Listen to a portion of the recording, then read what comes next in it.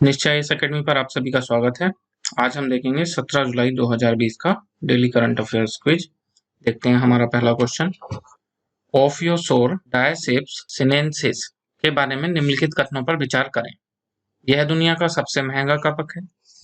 इसे हाल ही में अंतर्राष्ट्रीय प्रकृति संरक्षण संघ IUCN ने अपनी रेड लिस्ट में वल्नरेबल कैटेगरी में रखा है। सुभेद्य श्रेणी में इसे हाल ही में शामिल करा गया है।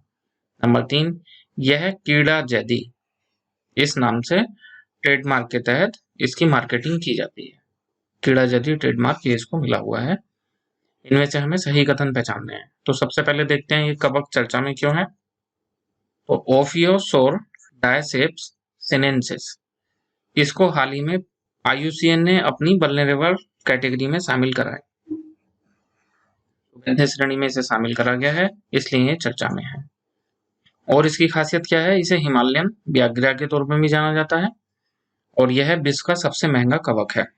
विश्व का सबसे महंगा कवक। और इसको वल्नरेबल श्रेणी में रखने का कारण बताते हुए IUCN ने कहा है कि इसके पिछले 15 वर्षों में 30% की गिरावट आई है इसकी उपज में, इस वजह से इसको रखा गया है।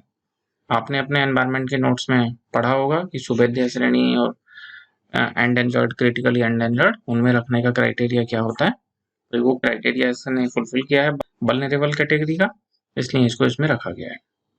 और इसे उत्तराखंड में कैडा जैदी के नाम से भी जाना जाता है। उत्तराखंड में कैडा जैदी के नाम से जाना जाता है, ना कि इसका विपणन कैडा जैदी के नाम से किया जाता है। ठीक। और सुभेद्य श्रेणी में रखा गया है और हिमालयन व्याघ्र के तौर पर जाना जाता है। विश्व का सबसे महंगा कवक है। व्याघ्र आप जानते ही होंगे, इसका सेक्स इनहेंसमेंट के रूप में प्रयोग करा जाता है।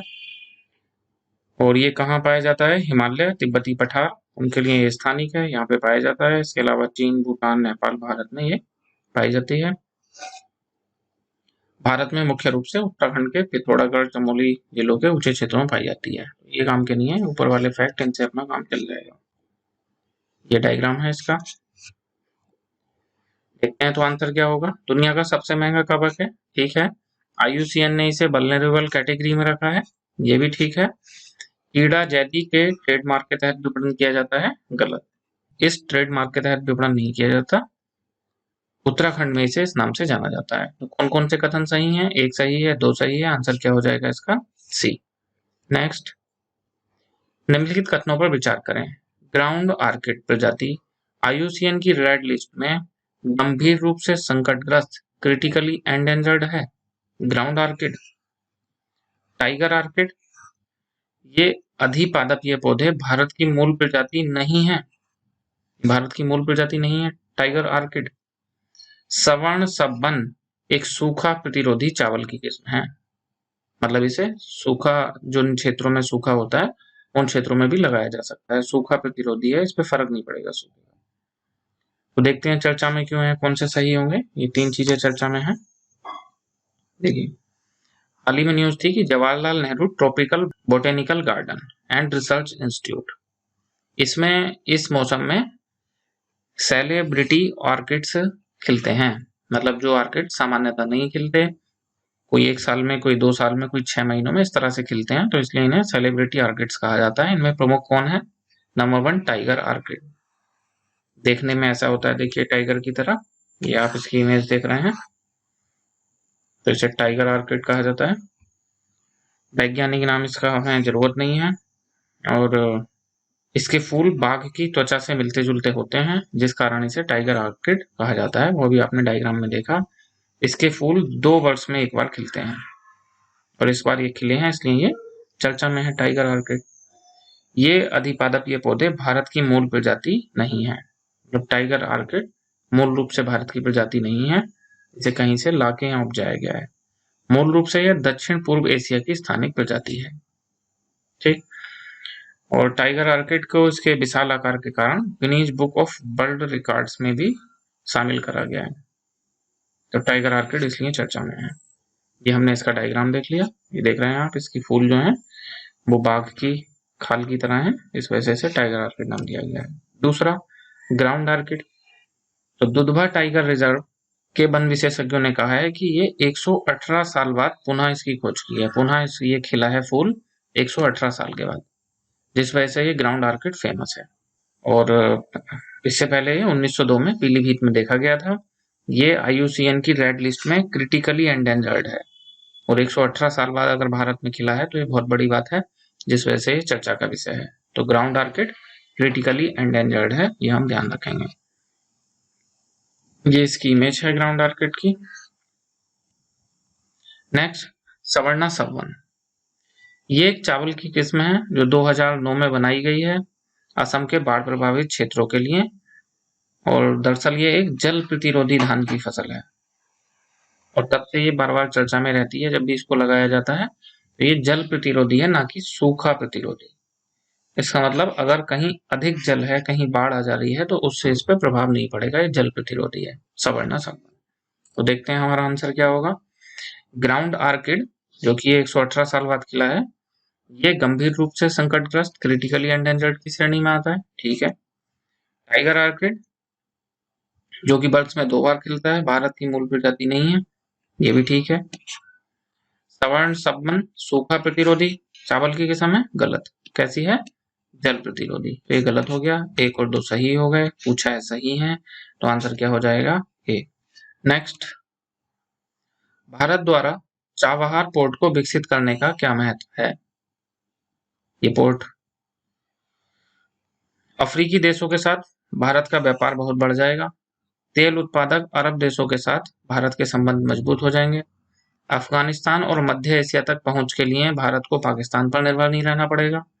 पाकिस्तान, इराक और भारत के बीच गैस पाइपलाइन की स्थापना की सुविधा और रक्षा करेगा यह प्रोजेक्ट। तो देखते हैं चर्चा में क्या है। हाल ही में ईरान की सरकार ने चाबहार बंदरगाह से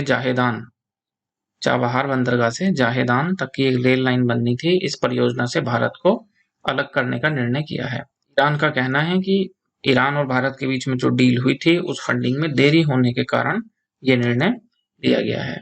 तो अभी हम आगे डायग्राम में देखेंगे कि चाबहार बंदरगाह कहाँ है और जाहेदान कहाँ है। भारत सरकार ऐसा कर क्यों रही थी? अफगानिस्तान तथा मध्य एशिया के साथ व्यापार करने हेतु वैकल्पिक मार्ग बना रही थी। यह अफगानिस्तान, ईरान तथा भारत इन तीनों के साथ में त्रिपक्षीय समझौता था। चाबहार रेल परियोजना का निर्माण इस त्रिपक्षीय समझौते के तहत करा जा रहा था।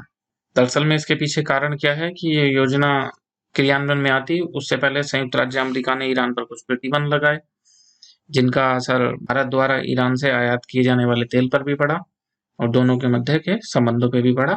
तो मूल कारण इसका यह है और फंडिंग में देरी का आधार बनाकर इस प्रोजेक्ट को रद्द कर दिया गया है। ये चाबहार बंदरगाह है कहाँ? ओमान की खाड़ी में स्थित है, ईरान का एकमात्र समुद्री बंदरगाह है और भारत अफगानिस्तान तक माल परिवहन करने में पाकिस्तान को बाईपास करने के लिए इसे बनाया जा रहा था। जैसे भारत, पाकिस्तान और इधर ईरान, यहाँ पे है चाबहार बंदरगाह और इधर ऊपर अफगानिस्तान और मध्य एशिया। हम ये पाकिस्तान का रूट न लेकर सीधा यहाँ से चाबहार बंदरगाह और चाबहार बंदरगाह के बाद में फिर ये रेल परियोजना यहाँ से अफगानिस्तान तक, इसके माध्यम से हम सीधा अफगानिस्तान और ऊपर मध्य एशिया तक अपनी पहुंच कर सकते थे। तो इसका आंसर क्या हो जाएगा? अफगानिस्तान और मध्य एशिया तक पहुंचने के लिए पाकिस्तान पर निर्भरता खत्म करने के लिए इस चाबहार पोर्ट को विकसित करा गया था और ये जो चाबहार पोर्ट से जाहेदान की रेल मार्ग है इसको बनाया जा रहा था। ठीक, डायग्राम देखते हैं अभी। इसी पे एक दूसरा क्वेश्चन है, उसमें डायग्राम देखेंगे। चाबहार पोर्ट कहाँ स्थित है? अदन की खाड़ी में, फारस की खाड़ी में, ओमान की खाड़ी में, अकाबा की खाड़ी में।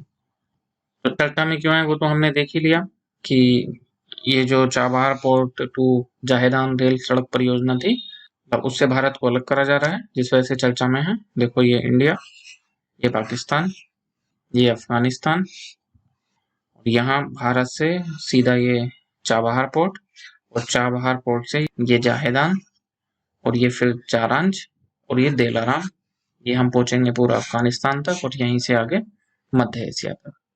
ठीक, तो ये वाला जो था चाबहार पोर्ट से जाहेदान वाला, इसको में भारत पार्टिसिपेट कर रहा था, भारत और ईरान मिलकर इसको बना रहे थे। भारत, ईरान और अफगानिस्तान के मध्य समझौता था जिससे भारत को अलग कर दिया गया है।